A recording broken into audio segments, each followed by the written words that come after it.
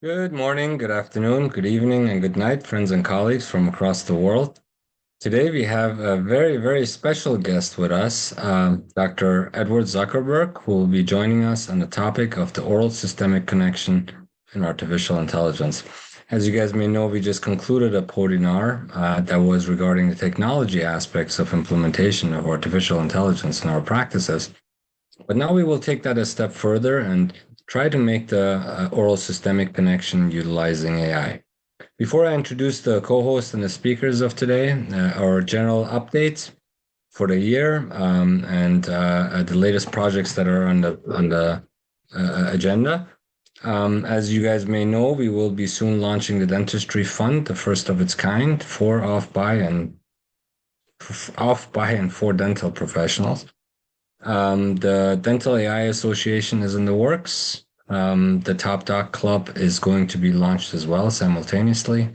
And the hospital project is progressing very well. More updates on that after our February meeting. And let's get started. Please continue sending us your favorite doctors in terms of nominations. This year will be our last class to reach 1,000 top doctors, hopefully out of 200 countries. Um, to start with the topic today, I just kind of briefly wanted to introduce. You guys know Dr. Locke very well. He's a constituent of the Global Summits Institute. He will be co-hosting the session today and asking all the important questions. As to our speaker of the day, so I have gotten the honor and privilege to get to know Dr. Zuckerberg over the years, following his career and what his passions are, and where he was and where he is now.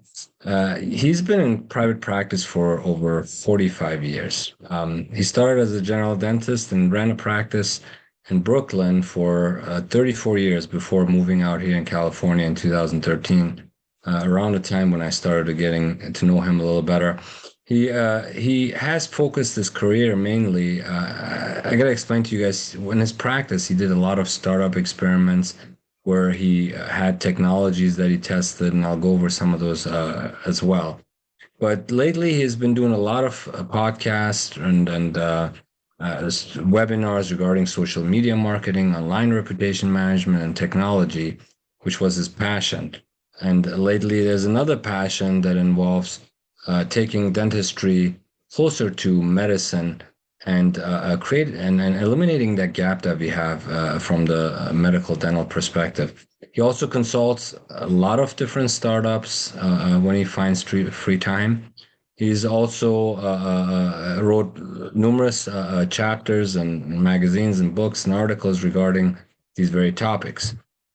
So they fostered essentially a home where technology was essentially taken to a whole different level, as you guys may know. His involvements with various universities such as Harvard and companies such as Meta and so on.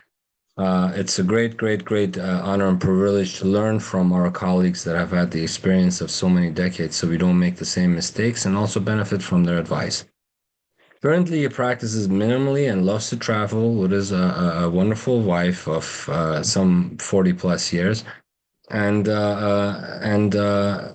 once in a while, they also end up in our neck of the woods where I get the pleasure on having some consultation sessions one on one. They currently have seven grandchildren. You guys may know Dr.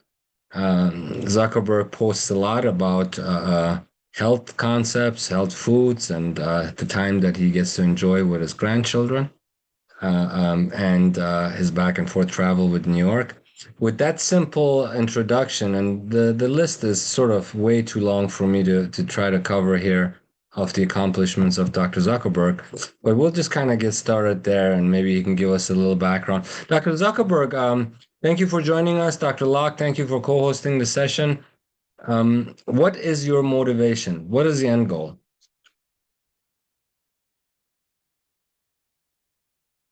We have you on mute, doctor. If you can hop on, it's great. Yeah. First of all, thanks for having me on, Kianar, and good to be together with you again, Locke, as well. I know we've done a couple of podcasts together.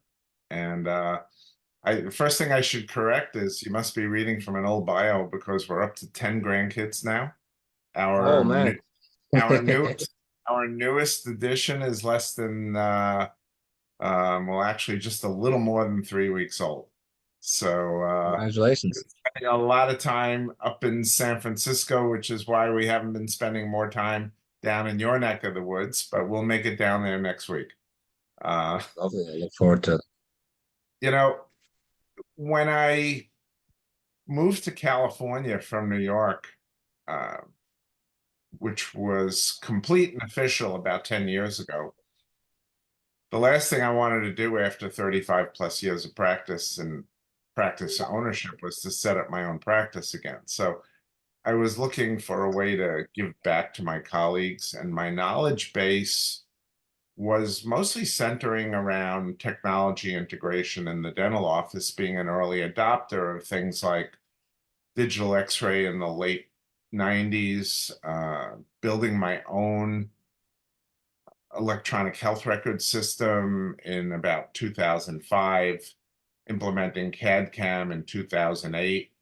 I mean, before that, I had an IBM PC XT in my office in 1986, which was unheard of. I mean, that was a ridiculously weak computer, but got in on the ground floor and hey, artificial intelligence, right at its start using computers.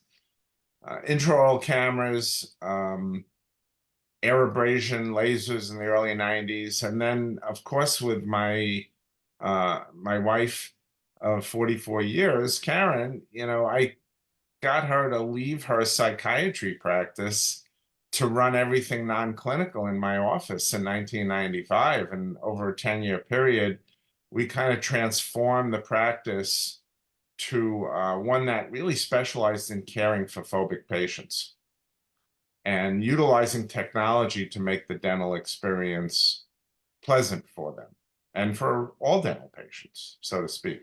But it wasn't, around the time that we shifted our base to California, which, had something to do with my son starting this little startup that a few people have heard about. That, by the way, is celebrating its 20th birthday today. I don't know how many of you knew that, but February 4th, 2004 was the launch day of the Facebook. So here we are on their 20th birthday.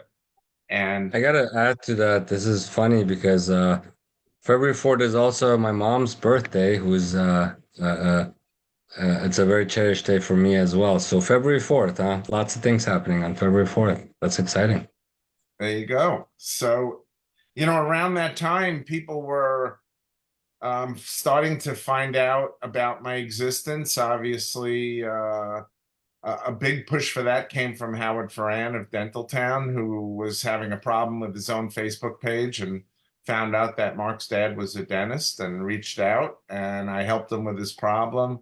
He coerced me into writing a couple articles for Dentaltown, and from there, the requests to advise startups and lecture took off. And over the period from 2010 to 2019, I was doing a lot of traveling to lecture at dental meetings, working with private dental offices, study clubs, things of that nature, about technology integration, social media marketing for your practice, areas that I knew enough about to really help people along. And with the start of the pandemic, it seemed like this might have been my chance to ride off into the sunset. But, lo and behold, I got involved with the team at Keystone Bio and the team at Viome, who were doing groundbreaking work on the oral systemic connection and eradication and minimization of many of the diseases that up to now we don't have good care for. Heart disease, diabetes, dementia, digestive cancers, you name it. So today I hope to delve a little bit into that topic of what that connection is, what we need to know about that connection, and then how these companies use artificial intelligence to bring about an efficiency that will hopefully be transferred to today's practitioners to help take care of their patients and really minimize the extent of systemic diseases that have their origins in the mouth. Awesome, Dr. Zuckerberg. Dr. Shah, thank you for allowing me to join you as the co-host today. I can't wait for Dr. Zuckerberg to share the update. In the past, we have at least twice interview on my channel. So let's keep it rolling. Excellent. So when you say the oral systemic connection, that's a big deal. What can we expect today out of this podcast? I mean, yeah, oral systemic connection. We know as dentists that we are the first line of defense, and outside of your skin, everything that goes into your body is through us, to the oral cavity, right? That we're responsible for. How can we improve our You know, diagnosis, catch things early? I've been a dentist since 1978, 45 years. And it didn't take long in my career to see the connection between what happened when a patient opened their mouth, what's going on in their mouth, and what's going on in their whole body.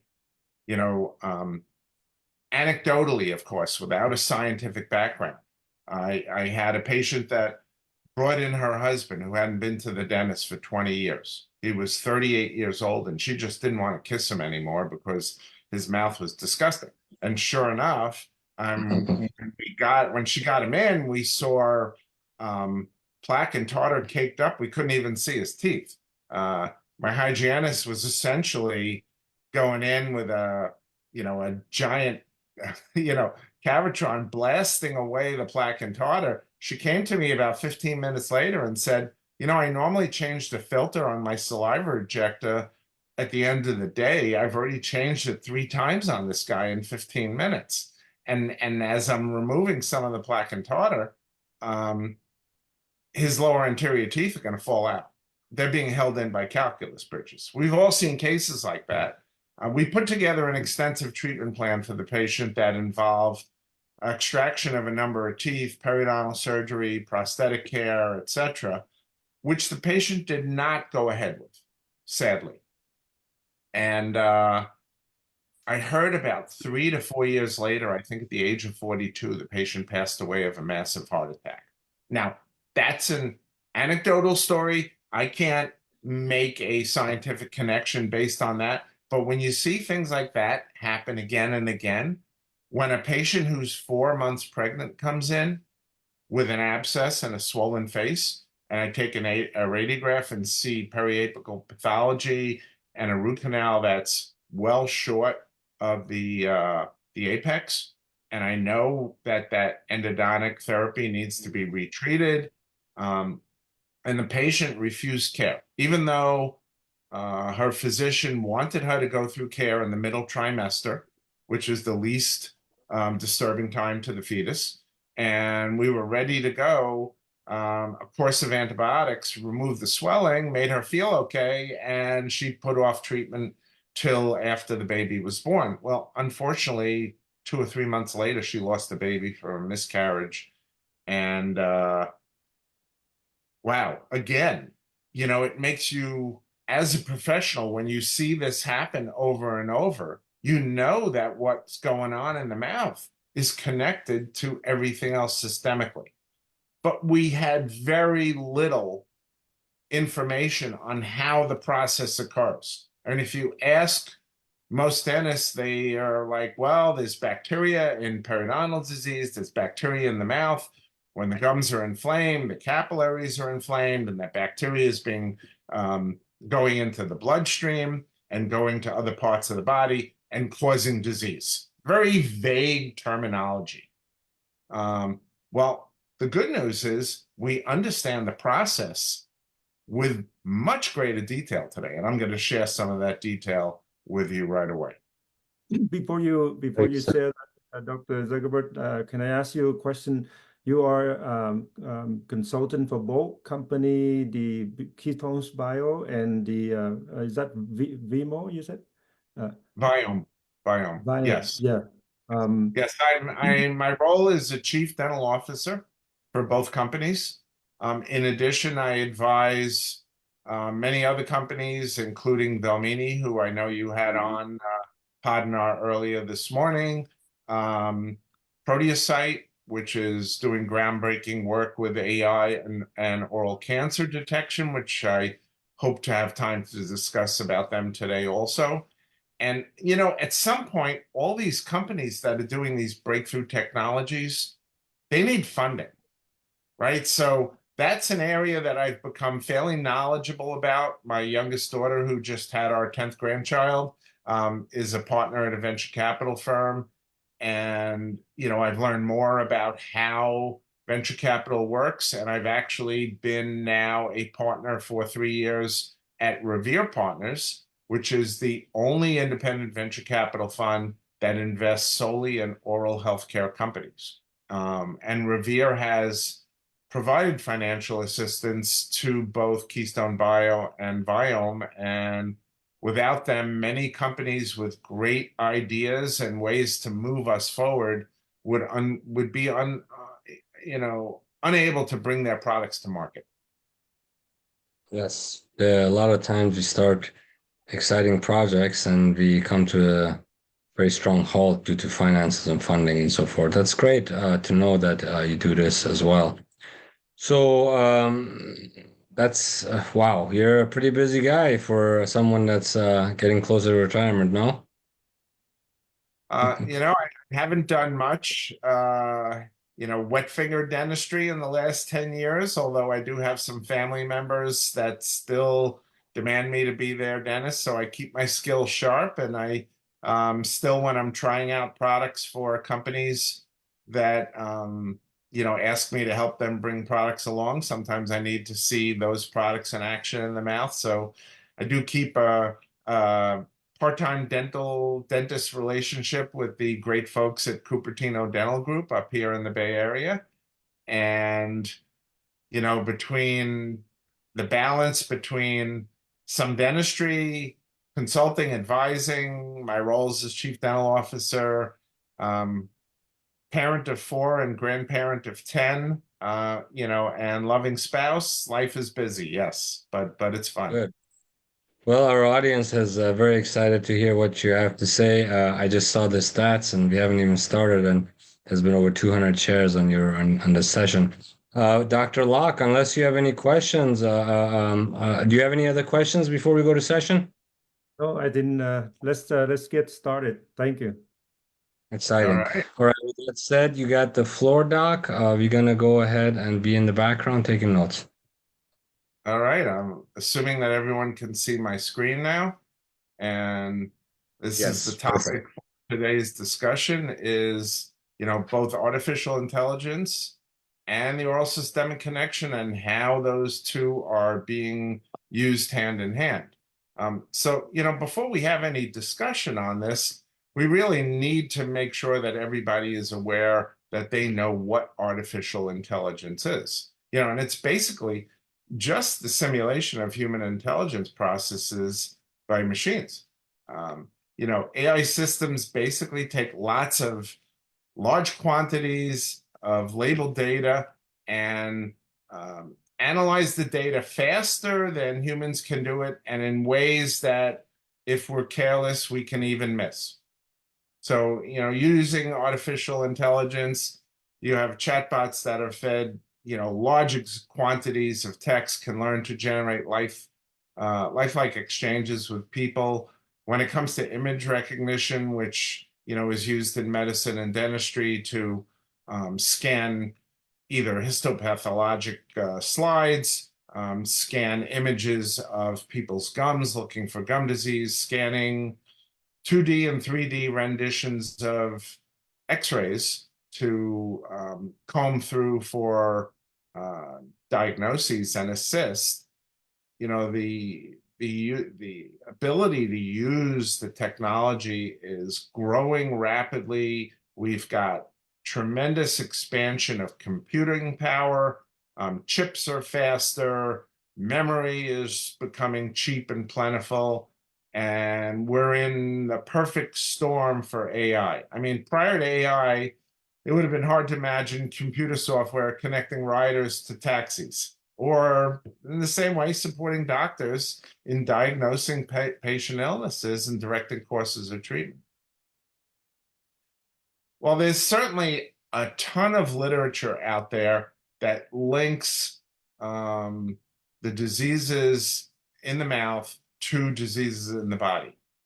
And as I mentioned before, the simplistic explanation for how this happens is bacteria in the mouth traveling to other parts of the body via the bloodstream.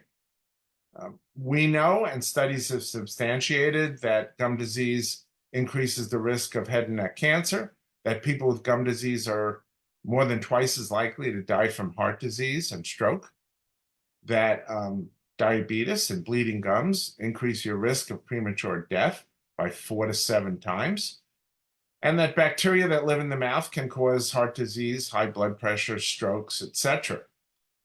Tooth loss and gum disease increase the risk of Alzheimer's disease, and gum disease is one of the most prevalent diseases affecting humans. In the professional literature, we as dentists and even our physician colleagues are being inundated in our professional lives with high-level articles about the connection. And, of course, the bacteria that is most preeminently responsible for this pathway is one of the a bacteria that was quoted by George Hadji-Shingalis and Rich Darveau back about a dozen years ago as the keystone pathogen. And they pioneered the keystone pathogen hypothesis that basically says that P. gingivalis is the big boss bacteria that everybody else falls in line for and is driving this many of the diseases. So, there's a convention every 2 years. There's one coming up this year. I'm actually, I need to get it on my calendar, but there's a convention every couple of years of several hundred people that do nothing else for a living but study P. gingivalis. It's pretty mind-boggling. And since, I think, 1950, there have been over 100,000 articles written on PG. So what you've got is professionals being inundated, and yet many professionals just don't have the time to read this. Simultaneously, the general public is getting condensed or simplistic versions of messages that what's going on in the mouth, can affect their brain health, their heart health, cancer, etc. This magazine, The New Scientist, back in 2019, devoted an entire magazine to P. gingivalis. And the lay people literature is being bombarded, which means that conditions are right. Patients now are, when I was first in practice in the 80s and 90s, it was, you got to carry your gums or you're going to lose your teeth. We didn't really discuss with patients that, their whole body health was at stake too, because we didn't really have the evidence or the knowledge to do it. Now patients are getting bombarded with this. They're asking their practitioners. They're ready to, have this preached to them. They're ready for therapies. They understand that, what's going on in their mouth can affect their longevity and their quality of life. Okay, we know over 50% of people over age 30 have some form of periodontal disease. At my age, that number rises to 70, and even some statistics say 83% of individuals over age 60 have high quantities of P. gingivalis in their saliva. And we can simply test as many different salivary diagnostic companies out there. I've been working in the past with Oral DNA and Bristle Health and Direct Diagnostics, and now, of course, Viome, that provide deep insight from the oral microbiome, including presence of P. gingivalis.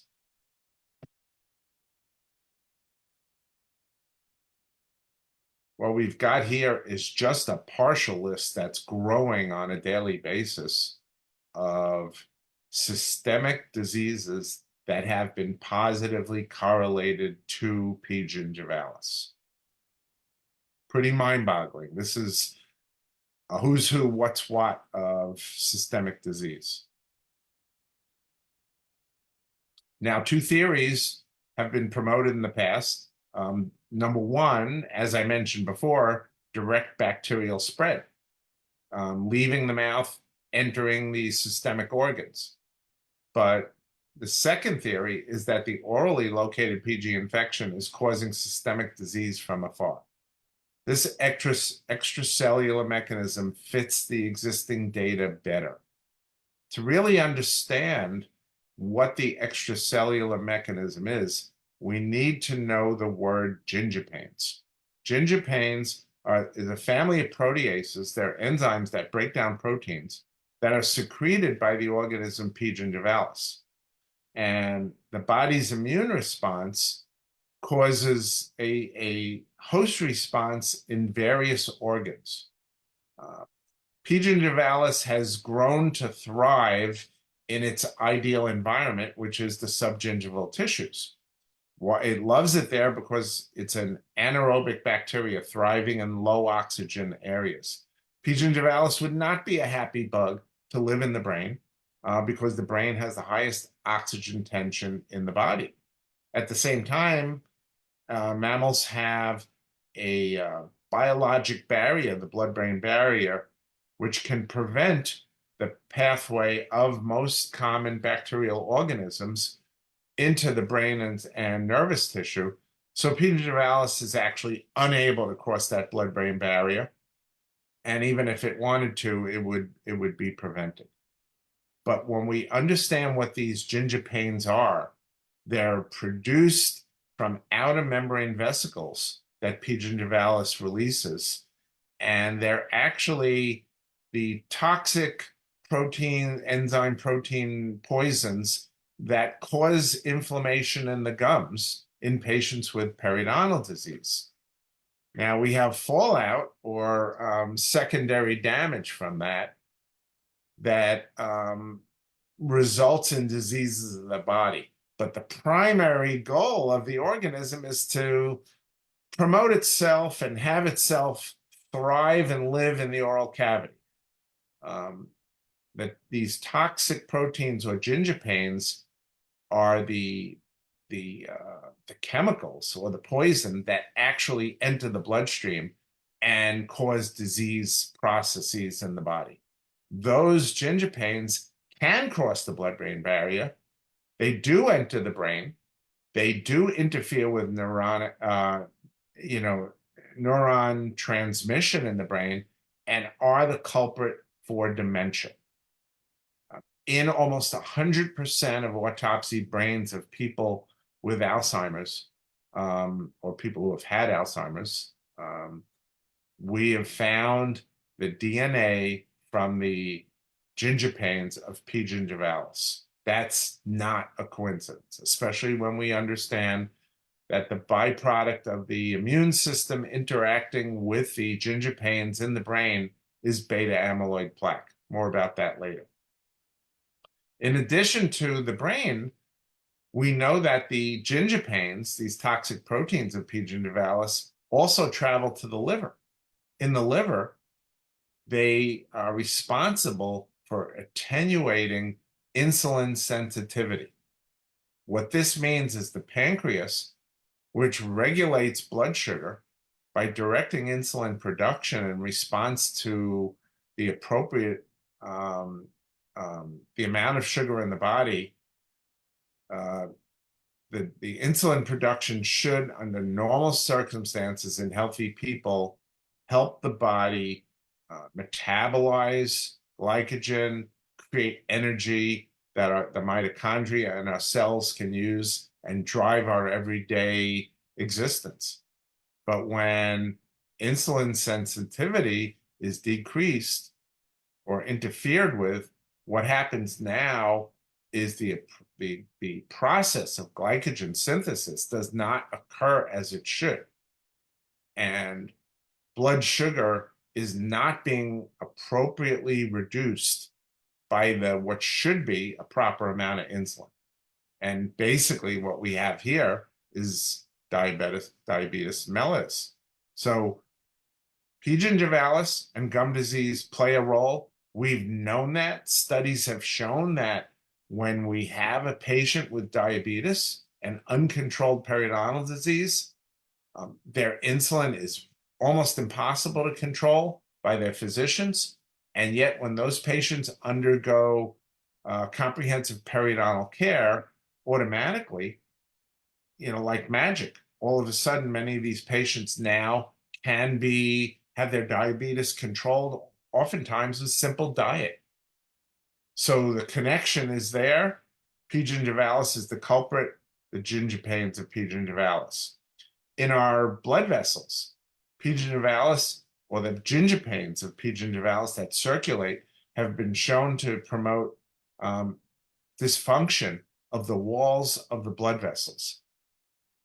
The body attempts to repair this damage with calcifications. Those calcifications narrow the lumen of our blood vessels, leading to high blood pressure, heart attacks, and strokes.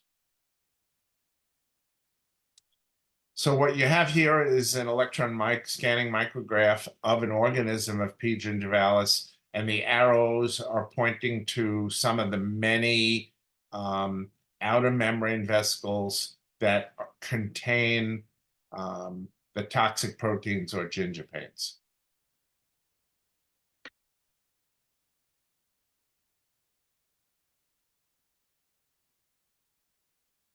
Again, 75 to 85% of adults have some form of periodontal disease. The average adult, 3 hours of bacteremia per day from P. gingivalis into vascular cells. And if you think that a professional cleaning is the answer, unfortunately, within 7 days after a simple cleaning and 30 days after comprehensive therapy, P. gingivalis returns to the gingival tissues in pre-treatment quantities.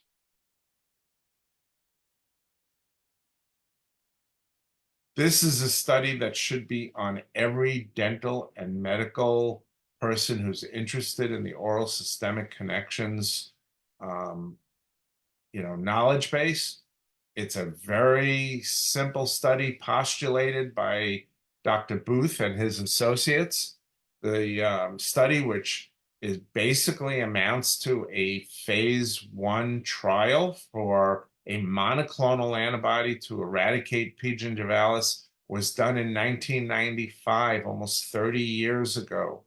And in this study, 14 patients with periodontal disease and high levels of P. gingivalis underwent scaling and root planing, and 7 of them had irrigation with saline after the scaling. 7 of them had irrigation with the monoclonal antibody. It was a murine, a rodent form of a monoclonal antibody.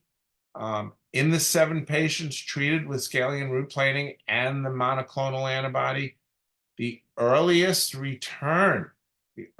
measurable return of PG in any of those 7 patients was 9 months after therapy. Unlike the control group that had saline, all experienced return of quantities of PG within 3 weeks after therapy. So what happened? Why didn't anyone pick up the ball and run with this? Well, they were looking for a cure. They were looking for a total eradication, a one-shot deal. So when the bacteria returned 9 months later, it was essentially deemed a failure. Well, here we are now and realizing this powerful tool. And when you're dealing with the knowledge that we have learned that the DNA from P. gingivalis have been recovered in virtually 100% of autopsies of Alzheimer's brains, and that our studies indicate this is mind-boggling. 38 to 50% of all Alzheimer's cases are caused by P. gingivalis. So by simply eradicating P. gingivalis, we could almost overnight eliminate 1/3 to 1/2 of new cases of Alzheimer's. And the remaining cases of Alzheimer's are impacted, if not initially caused by it. The severity of the disease process is impacted. So at the very least, we can have a benefit to those patients by reducing the rate of deterioration of their dementia. Now, until now, all therapies that are targeting Alzheimer's disease target a reduction in beta amyloid plaque and tau proteins in the brain. The patients with high levels of beta amyloid plaque and tau proteins in the brain have very advanced Alzheimer's disease. What we need to do is target patients who are still healthy and prevent the disease process from taking root. So there has been one systemic drug targeting gingipains, a systemic drug called atuzigenstat. It was blocked by the FDA when it was shown to cause liver toxicity. This was in the form of an oral pill that was targeting circulating gingipains. Well, there's got to be a better way, right? Why target circulating gingipains? If you do that, you're not doing anything to arrest the culprit, which is the P. gingivalis infection in the gums, in the mouth.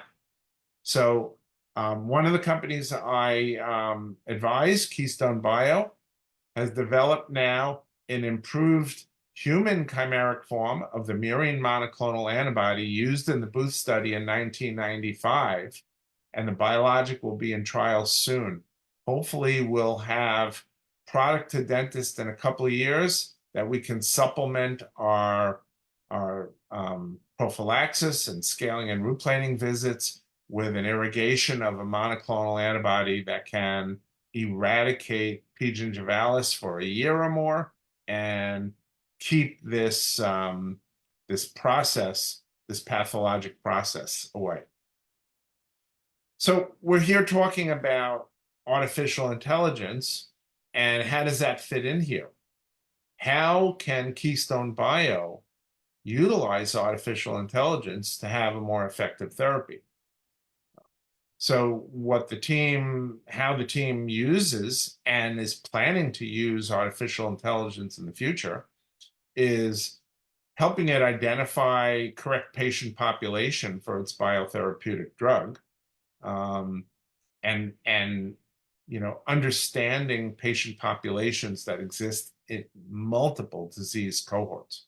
Obviously, Alzheimer's is just one disease process. So there's a need for a multifactorial understanding of how the disease actually processes, begins and progresses. Sifting through data to see how patients are responding to therapy. Faster target and biomarker identification, working with huge data sets of information that are just going to be impossible to deal with without the computing power of artificial intelligence. Learning how the protein docks on the antibody, and how we can target the bacterial protein target engagement complex requires multiple approaches that in the past would be a needle in a haystack approach that now, thanks to AI, we've basically hit gold early because of the ability to really focus on data that directs us to the proper solution. The down-selected monoclonal antibodies requires some molecular engineering to improve binding. AI is used for that. And the bacteria target molecule and reduction of future anti-drug antibodies that could affect the potency and safety of the drug all require AI. Lastly, we're using guided protein crystallography, structural analysis, and molecular engineering to a future first and second generation antigen for developing a vaccine against P. gingivalis. You know, much like we have vaccines now against HPV in the form of Merck's Gardasil vaccine, we envision in the not too distant future, hopefully, a vaccine that we can administer to adolescents who haven't been exposed to PG yet and prevent them from ever having to deal with this bug.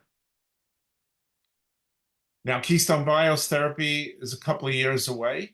It's very exciting, but I'm also working with a company, Viome now, that actually has therapies and approaches that are at work for us now.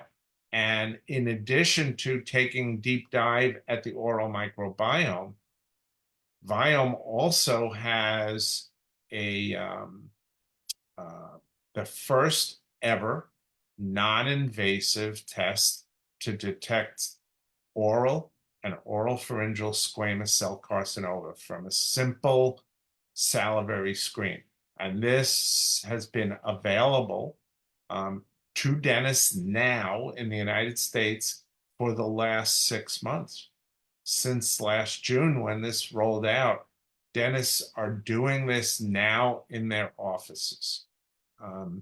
What happens is the patient needs first morning saliva for this test. So patients are being enrolled in the office. We're screening we're recommending screening of almost every patient.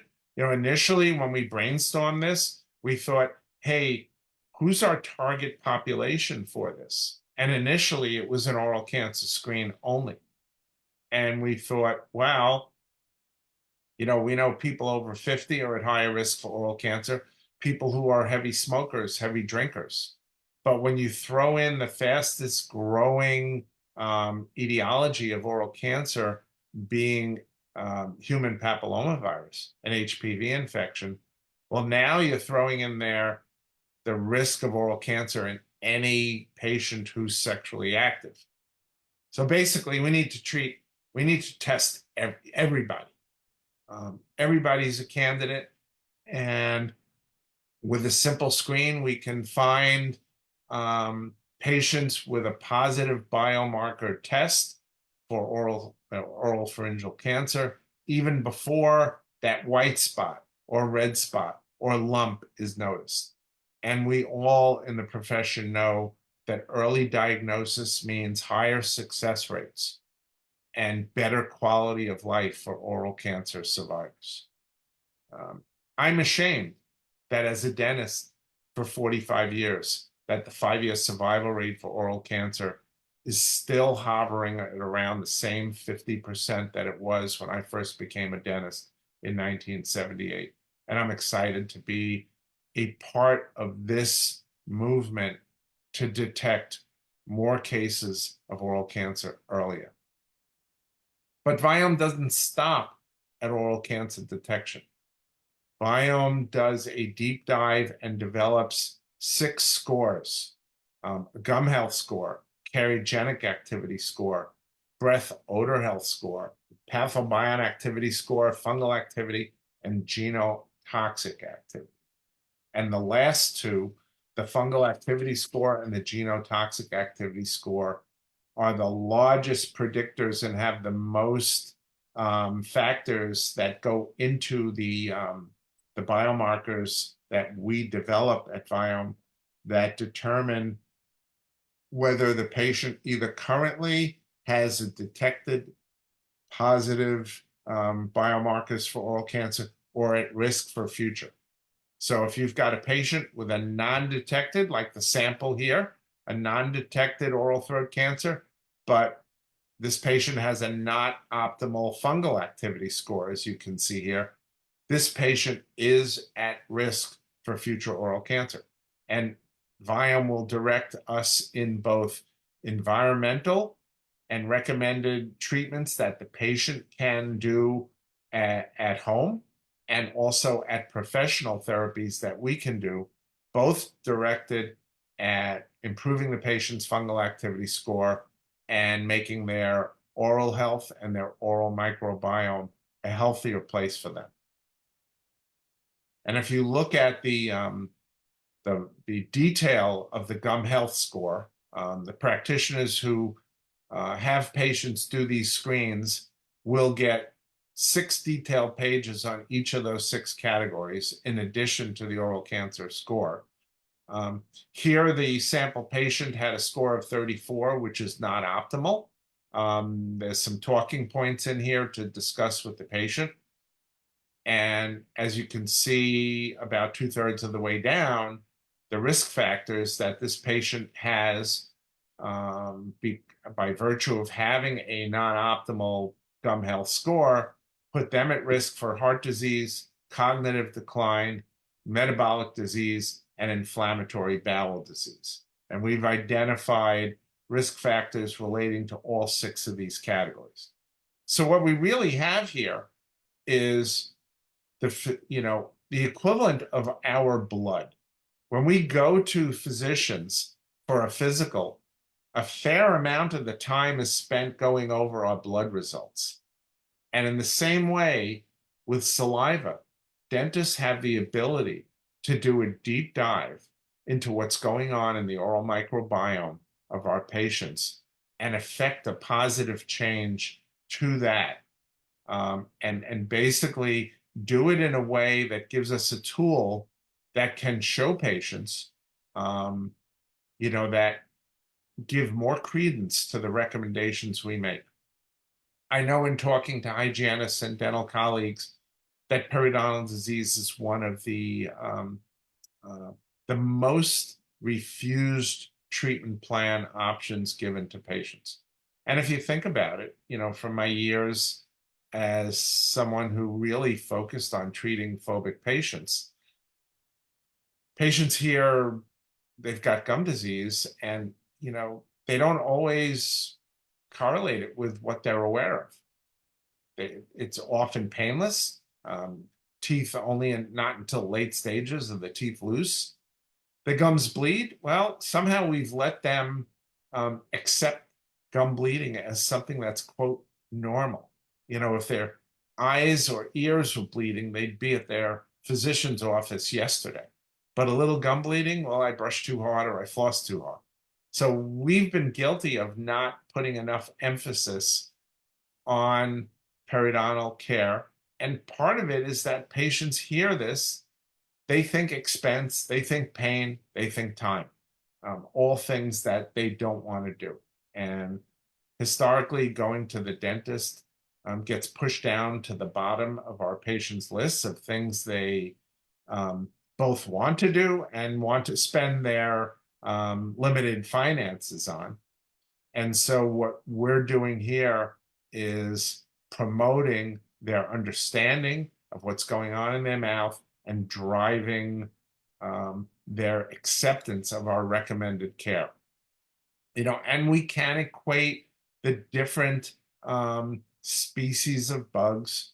This is all based on studies. You see Alzheimer's, P. gingivalis, and spirochetes. If you look at almost every category here, you will see Porphyromonas gingivalis listed in almost every category. It's been correlated with all these conditions. So how does Viome break down the saliva and really understand and figure out what's going on? Viome's molecule of choice is RNA. Most other microbiome testing, be it gut microbiome, which is where Viome started 5-6 years ago, or salivary microbiome, are working on either just giving reports on bacterial identification or on DNA. DNA doesn't change during our lifetime. Our DNA is the same when we're born. It's the same when we're alive. It's the same when we're dying. But RNA is an active measure of what genes are being expressed. The problem is that the data is huge. So most companies have not figured out how to tackle it. Viome has some competitors in the gut health space. These companies, Biome and Flore, but all those use DNA. This is an independent article by a scientist, a PhD scientist in New England, who lauds Viome on the use of RNA, the only company that is telling you not only what microbes are present, but whether they're playing a role in body functions. Altogether, Viome is sifting through over 750 trillion RNA nucleotides that they've sourced from over 500,000 samples to date. From that, using artificial intelligence, they're able to target certain molecular features, certain phenotype metadata points, and they've come down using this huge quantity of data to 30 predictive models that can uncover mechanisms for aging, obesity, diabetes, IBS and IBD, oral cancer, etc. So understanding these interactions between expressed genes is basically the core of Viome science. And this is a diagram of how this biomarker score for determining the presence of oral cancer comes to. I mean, it's pretty mind-boggling, all these different microbial pathways and host pathways that we're looking for. And all this is data culled from the mRNA information obtained from the saliva. Again, even when tests come back negative, we have insights into markers associated with malignancies. So I mentioned fungal activity and genotoxic activity scores are super important.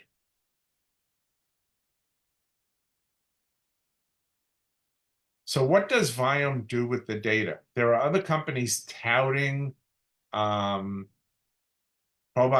and prebiotics.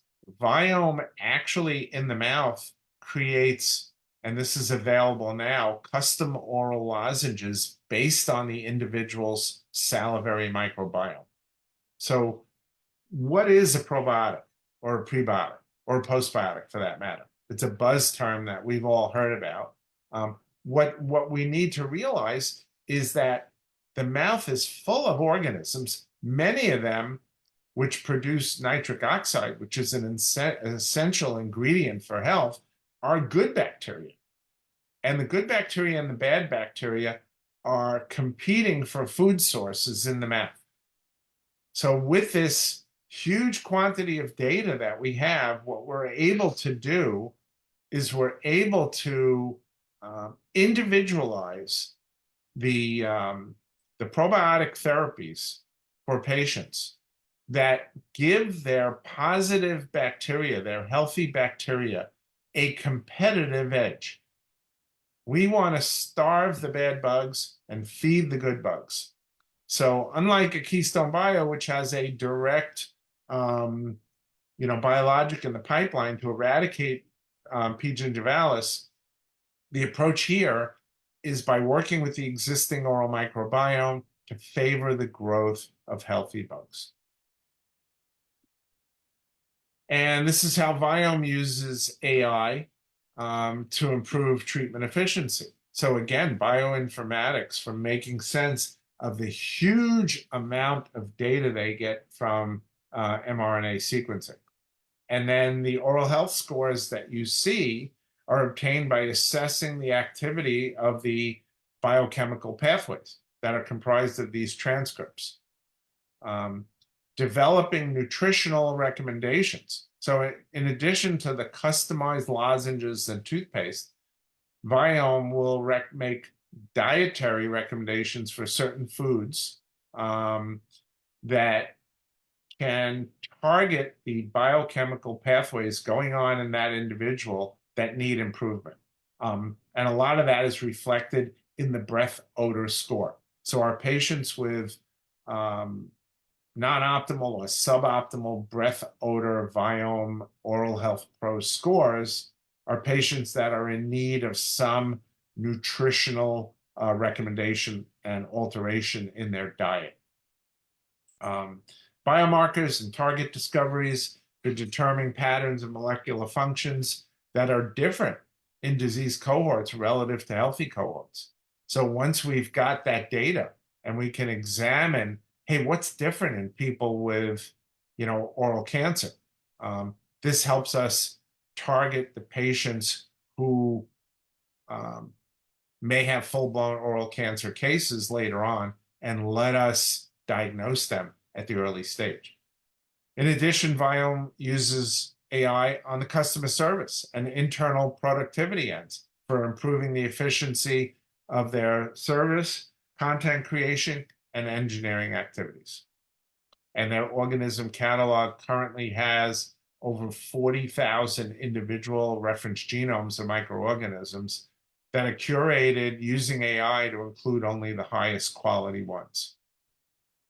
On P. gingivalis, and this is really big. On P. gingivalis, Viome uses AI and the bioinformatics required for determining gingipain activity. Other salivary diagnostic companies can tell you if you've got high levels of P. gingivalis, and there are patients that can survive with high levels of P. gingivalis that do not have high levels of circulating gingipains. Not everyone with high levels of P. gingivalis is at risk for dementia, for heart disease, for diabetes. How do we know? How do we know who's got high levels of gingipain? Viome can tell us. Viome has the ability with their AI to determine from the mRNA activity whether the individual has high levels of circulating gingipains. So further, they can detect specific strains. We currently have identified over 150 different strains of PG. And in a recent story that I saw out of China, also using AI, they determined that there are 2 specific strains of P. gingivalis that have been associated with Parkinson's-induced cognitive impairment. So what we are hypothesizing, what scientists hypothesize, is that each of those different strains of P. gingivalis may have a propensity to instigate a specific systemic malady. Certain strains, for example, specific for heart disease, certain strains for diabetes, certain strains for rheumatoid arthritis. And Viome's role here in being able to identify specific strains of P. gingivalis will be to highlight an individual's risk. So targeting an individual's risk, for example, for rheumatoid arthritis. Huge stuff we're working on here. I briefly mentioned Proteocyte is a company that is working with a population of patients that go beyond what Viome has seen. So for example, Viome is helping us find oral cancer even at its early stage before we see a lesion. What happens when we do see a red spot, a white spot, and we send those to an oral surgeon for a biopsy, and it comes back negative? In those patients, Many of them hear you don't have oral cancer and they're out the door. But the reality is many of those biopsies result in some amount of dysbiosis or changes on a histologic level that put that patient at a risk for future oral cancer. What is the oral surgeon to do? So, case one, by a low risk determination by standard methods after an original biopsy on the left, that patient probably did not have any further care. The Stratocyte, which is the AI test that is done by the company Proteocyte, determined that the lesion had a medium risk. So in running it through their AI, comparing the histologic features, looking for certain specific proteins, Stratocyte was able to determine that this patient had a fairly significant risk. So in patients like that, we have a tool to determine which patients with negative biopsies for oral cancer should still have aggressive therapy on their lesions. Okay. Here's one. Conventional diagnostics determine this lesion to be low risk, but the Stratocyte assessed this lesion as high risk. 61. What that score 61 means is that that patient with that lesion has a 61% likelihood that in the next 5 years, that lesion is going to become malignant. So doctor and patient here, based on that information, opted for preemptive surgery. The surgery can be, traumatic, so we don't want to do surgeries on patients we don't have to. But again, it's a tool here to help determine, and you can see the healthy result on the right. Had that patient not been treated, who knows what that patient would look like 5 years later. They might have no tongue.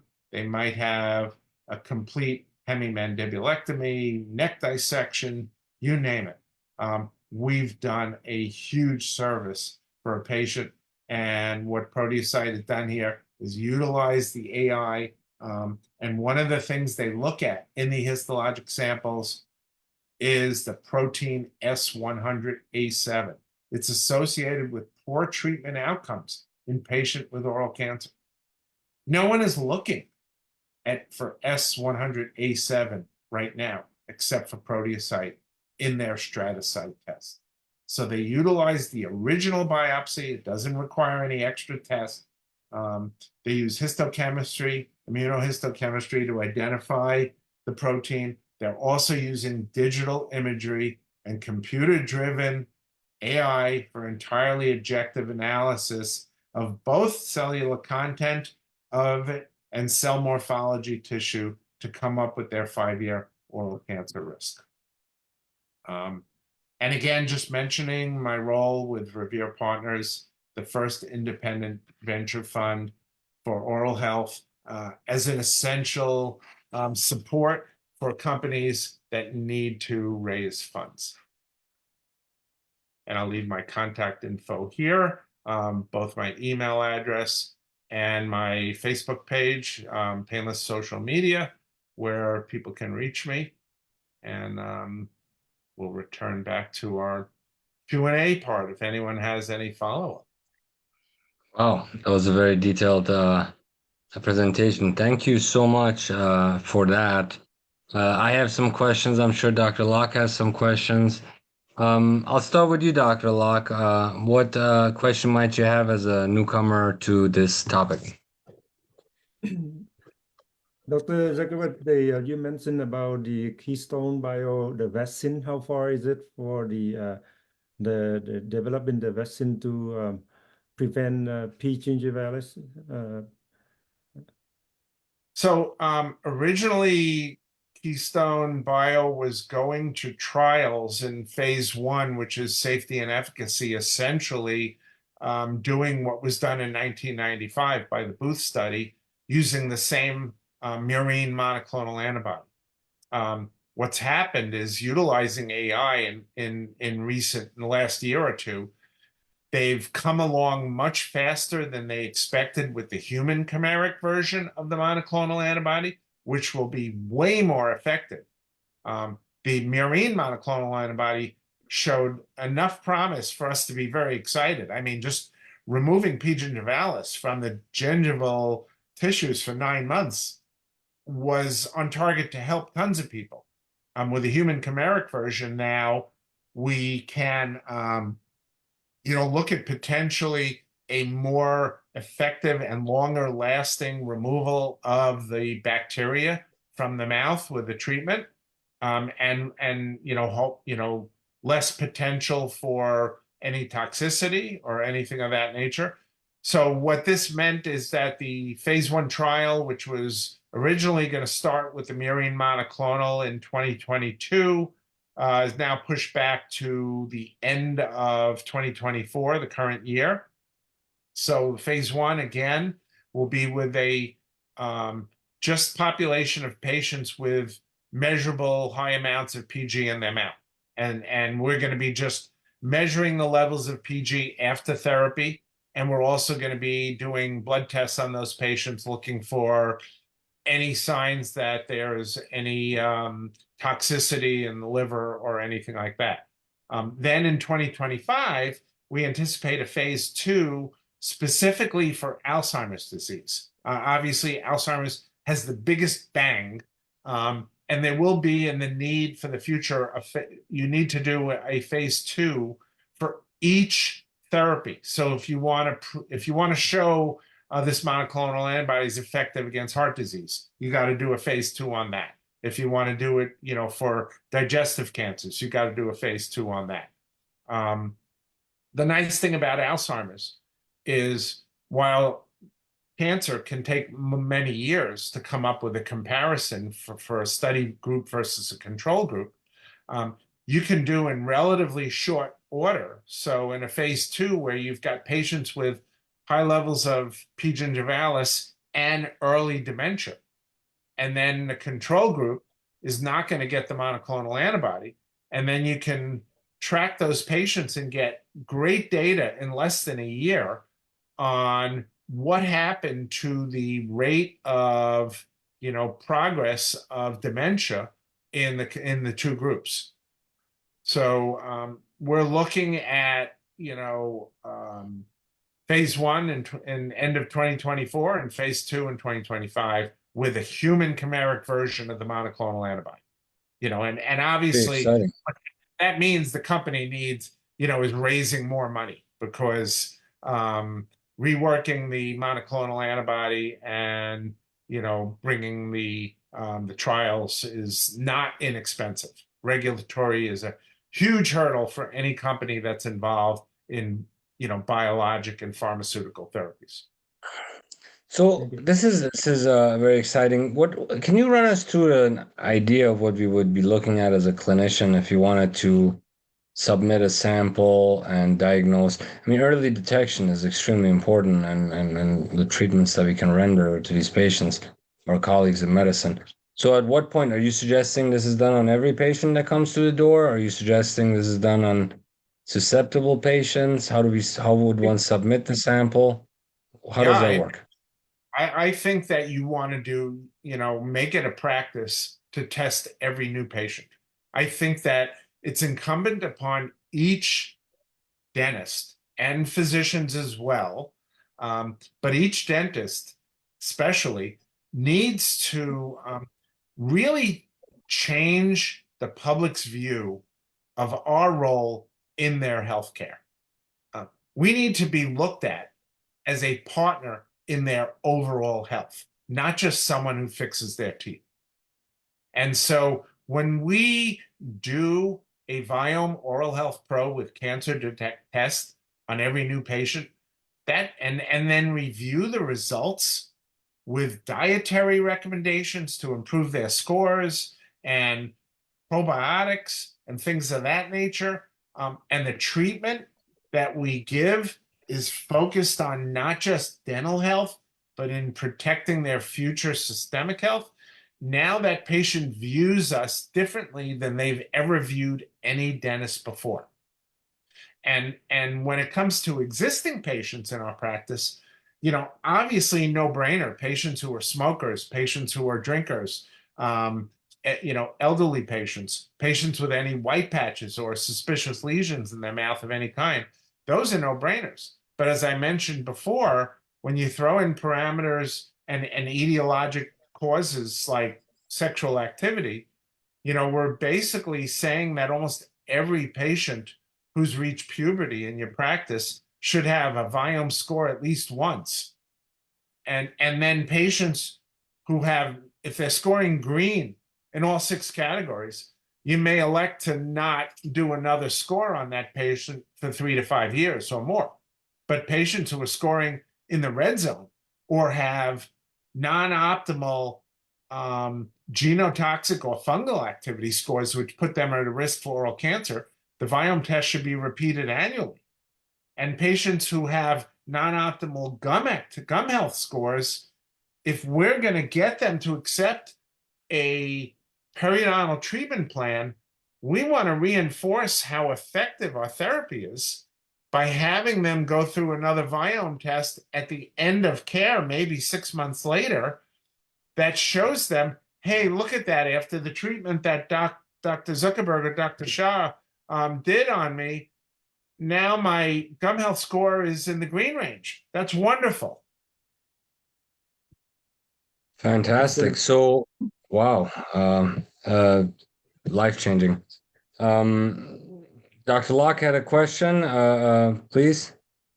So Dr. Zuckerberg, the test that you mentioned, usually it's a RNA, and some scientists said that how can you, by the time we obtain the saliva test, and by the time we send it to the lab, the RNA may break down, things like that. How would you respond to that kind of statement?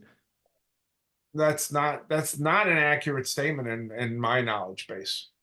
Viome uses a preservative in the sample. The patients are collecting first morning saliva in a tube that is prepared with a small amount of preservative that doesn't alter the sample, but keeps the sample accurate for at least 30 days. Wow. And then the patient is dropping it. The patient's doing it at home. So the workflow process is the doctor or the hygienist or the staff member that advises the patient that they want their Oral Health Pro and Cancer Detect score from Viome. Once the patient agrees to that, the doctor or staff member goes onto their Viome portal on their computer and enters the patient data, email address, birth date, simple stuff. From that point, Viome triggers an email to the patient to accept the care. And the patient has to pay for the test. So ultimately, we'd love to get, and we're working on showing medical insurance carriers the benefit to them of paying for this test as a medical test. Until that happens, patients are direct paying $299 for the test right now. So the patient will pay for the test. The tube is sent to their home. They'll collect first morning saliva. They'll throw it in the mailbox. Viome will have the sample within a few days, and Viome will process the test on their end and then notify the doctor in their portal of the test result. So the doctor will get the report that I showed in the screen sharing today of the patient before the patient sees the report. And the doctor will download the report in PDF fashion. And then, depending, obviously, if there's a positive biomarker for oral cancer, you're going to want to bring the patient in person. Otherwise, it's suitable to a telehealth call where the results are reviewed in much the same way that I reviewed the proposal, the presentation with the audience today virtually. The office can have a qualified staff member who's earning somewhere between $40 to $50 an hour doing Viome calls from home all day to patients, maybe 2 every hour, generating a billable visit at $150 a visit, that will be paid for. There are CPT codes that medical insurance will pay for the time the doctor spends reviewing the results on the report. So you could have an employee at home or a staff member during a downtime, a patient cancellation, have a hygienist do it or whatnot. Staff member from home could be doing to an hour, 16 reports a day. That staff member's generating $2,500 in revenue for the practice, not to mention increased revenue from procedures like more patient case acceptance of gum therapy and other procedures recommended as a result of the Viome scores. Thank you very much. I have Excellent. another question. The test gonna test not only the risk factor as well as let's say the patient already have cancer. Would it be something that they say, okay, you got positive cancer, or is it just one of the way to test? So the positive biomarker test has a 95% specificity.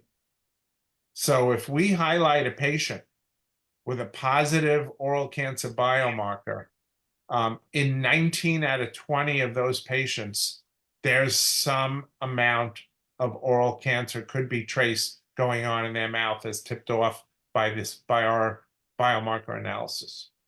And from that diagnosis, obviously, most of us are doing thorough head and neck and oral cancer exams on our patients at every recall visit anyway, and new patients.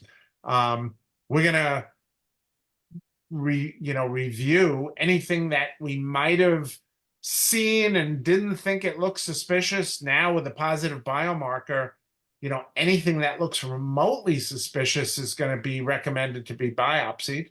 And because we're also able to detect oropharyngeal squamous cell carcinoma, we need help from an oral surgeon or a head and neck surgeon, someone who can do a throat evaluation.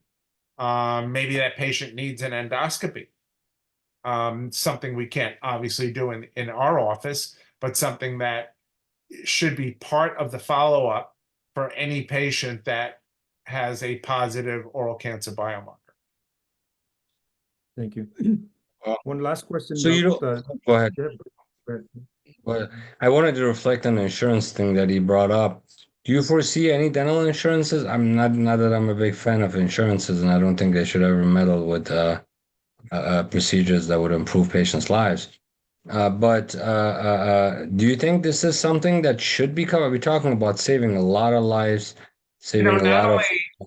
Not only do I not see it covered by dental insurance, but I would love to see dental insurance done away with altogether. As most of us are aware, there are currently laws being put through in many states with loss prevention ratios. I think Massachusetts was the first state that pioneered this, that basically said that for every dollar paid in insurance premiums, 85% has to go back in benefits to the patients or the doctors who. Doesn't. True.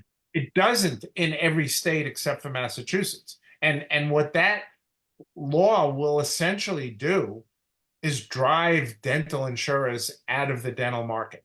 This is great news for dentists because dental insurance, I believe, is the #1 inhibiting factor in us really taking our practices. Dental insurance was originally, when I started practicing 45 years ago, was supposed to be our partner and help, drive traffic, drive business for us. And it did. For me, starting out as a brand new dentist, in 1978, it did. But right now, it's the problem. It's not a support. They undermine what we're trying to do. They tell patients that the patients could have saved money by going to an in-network dentist if you're not in-network. They imply that our fees are too high or that the treatment that we're recommended is not necessary. So dental insurers are not our partners. Medical insurance pays for medical diseases. Periodontal disease there are CPT codes for periodontal disease, and periodontal disease is a covered treatment by medical insurance. Go try and do it without real knowledge base, and it's a problem. But what you have to look at, when I was a dentist, when I was first in dental school in the 70s, sealants were being pioneered. And dental insurance carriers were looking at claims for sealants, and they're going, wait a minute, you want us to pay for something on the tooth where there's nothing wrong? And over the years, we got to show them that when we applied sealants to the occlusal grooves of a permanent molar, over the course of the patient's lifetime, the insurance company saved money because that tooth wound up with a much lower likelihood of needing extensive care, fillings, restorations, root canals, crowns, extraction, implants, you name it. When we're talking about reducing the risk of dementia and heart disease, we're not saving dental insurers money on that end. We're saving medical insurers money. So the domain for paying for this test needs to come from insurance. I wanted to add to your comment. I'm very happy that you take the position that insurance should be done and gone away with. If you ask, we operate right now in over 100 countries with our colleagues, and the topic comes up over and over. By far, the number one problem we are having in dentistry is these insurance company who sort of invited themselves in, and it's a hard problem for us since we're isolated and we want the referrals. And so when I started 17 years ago, the fees were just about the same for a crown as they are today. I don't know about you, but they don't increase their fees. They don't consider inflation. They're practicing without a license because the minute they say we are doing unnecessary care, where is your license to tell me that I'm doing unnecessary care? So they're around about the way. They have figured out how to get around the state practice acts and basically dominate doctors, and they gotta go. So I will always be supportive of that fight if you run across that for trying to get this approved. And I certainly think that the candle is slowly going out for the insurance companies. And this was actually very good news with this law that's coming in. I'll be very much looking into that. Don't get me started on PPOs. It's a lazy dentist way of filling their chairs with patients. But you're going to be an employee of the insurance company. The work you do and the kind of practice you have is going to be dictated by someone else, not made by yourself. It's not the violation of the first rule in health and medicine is not to let any outsider interfere with the patient-doctor relationship. Well, the real world. Welcome to the real world. The real world. Well, Dr. Locke, wow, what a session. Do you have any other questions for Dr. Zuck? Last question, maybe, or Dr. Zuckerberg, the last time you touched base on Keystone Bio, they developed the therapy treatment with a gel technology. How far is that going along? Well, like I said, we revamped plans for the phase 1 trial, pivoting to using the human chimeric version, which is very exciting. So, if things progress on schedule and phase 1 is this year and phase 2 for Alzheimer's next year, within a couple of years, we could have a gel ready and approved for use by dental professionals in office to start making an immediate impact on patients' future systemic health. Thank you. It's an honor to have. Go ahead. You mentioned about sorry, Doc. For the test called Stratify, is that the third company that you're working on? I'm sorry. The test that the test called Stratify test. Yeah, Proteocyte is the name of the company. Proteocyte. That's a separate company from Keystone Bio and Viome, and they are specifically in the space of dealing with histologic samples of oral lesions that have already been biopsied and have a non-malignant diagnosis, but Right. with some risk of future malignancy. And right now, what does the oral surgeon do? They just did a biopsy. There's some changes, but the bottom line is the diagnosis they're delivering to the patient is you do not have oral cancer. And a lot of patients hear that and they're out the door. Okay. But the reality is they're not out of the woods. They do have some tissue changes in the sample that was biopsied. And those tissue changes put them at risk. And until Proteocyte and their use of the Stratocyte test, which utilizes artificial intelligence, until that test is available, our oral surgeons and head and neck surgeons who are doing biopsies on the lesions we send to them, they're flying on the seat of their pants. They're like, well, I think we should cut this lesion out, but it's not going to be fun. It's going to hurt the patient. It's going to be uncomfortable. It's a big procedure, and they may not ever get cancer. So we may be overtreating them. On the other hand, they don't want to undertreat and have the patient develop a serious case of oral cancer that they could have prevented. So right now, Proteocyte is filling that gap of taking how to treat these patients with non-malignant biopsies and with some cellular changes that point at some risk, and using artificial intelligence, they're able to quantify the risk. They're able to put a number to it. You have a 32, a 12, a 4, an 87% chance, whatever it is, that this lesion will be malignant in 5 years. And now the patient and the doctor have concrete medical score to base their decision on whether to go aggressive or conservative with follow-up therapy.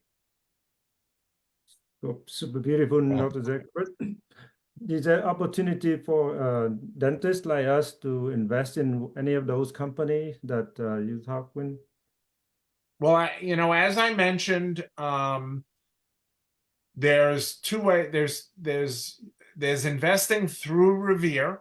Revere partners. Revere invests in. Revere looks at over 100 different companies in the oral healthcare startup space each quarter. And each quarter, Revere invests in four companies. And we have a team of the top key opinion leaders from all walks of dentistry and healthcare. And our team is brainstorming together and looking at each of the companies to narrow the field down to 4 companies. So with such a wide choice to select, we're coming up with 4 very good companies each quarter. Now, the investor doesn't necessarily know who their investment is going to be put into. But if they invest in the Revere funds, they know they're going to be investing in, over the course of a year, in 16 different oral healthcare companies that Revere has carefully selected. Now, Revere also does partner with companies like Viome, like Keystone Bio, to have also direct investment opportunities in the company. And companies like Proteocyte do accept direct investment from dentists into the company. So anybody who has any interest in becoming an investor, either through Revere or directly in one of these companies, should reach out to me at ezuckerberg@gmail.com or by messaging me a direct message on my Facebook page, Painless Social Media. The social media. Excellent. So you guys got that, the email, as well as the link you guys can go to for direct messaging. So Dr. Zuckerberg, Dr. Locke, thank you so much for your time on a Sunday to further the knowledge and information that we need to provide better care to our patients. You come from a family of where you guys tend to impact a sort of the way humans do things, and now on a technology side as well as the medical side. It's very honorable, and your story of how you took dentistry and what dentistry has been able to provide to you and what you got out of it in your career is very inspiring. I look forward to utilizing the product actually in my office, and the next time I see you in person, I'd like to get started on that. And thank you again so much. We look forward to having an update from you. Hopefully, in 6 months to a year, we'll have you back on the podcast, and you can let us know how you're progressing with this project. Great. I can't imagine what changes there'll be, but I'm looking forward to living through it. Thank you Thank so you very much. much, Dr. Zuckerberg. Thank you, Dr. Shah. What a beautiful Sunday. Take care. Let's Have a start great on Sunday. You Thank you. too. Take care. All right, we're off.